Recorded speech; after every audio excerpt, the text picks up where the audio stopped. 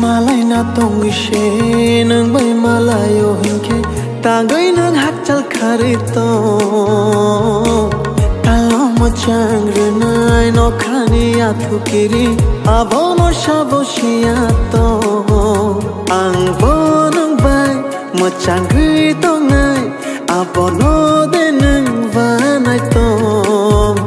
ang bonang bay mo chang rito ngai abono denang vanai to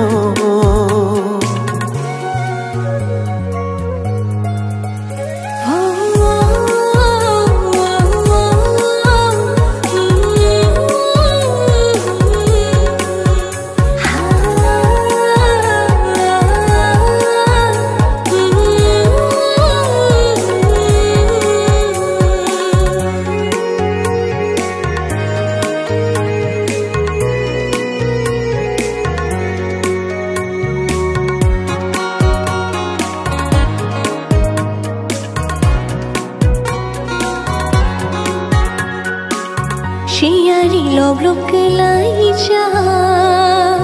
pantai bai hafar macha ja ani gai ringo phai shi di khani kok shawi thai ja di nini garingo ani khapang thangjak khani kok shanani bokulo no shoncha ang bodeng bai changai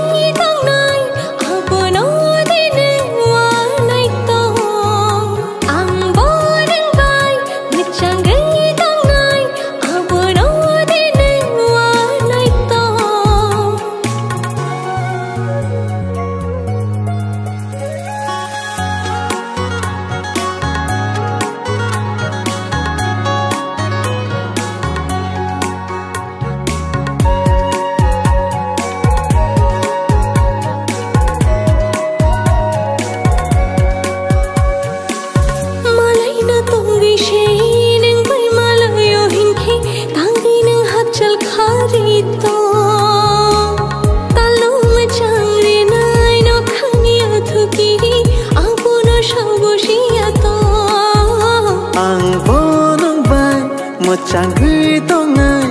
abono denang vanai to ang bonong bai mo chang ghi to ngai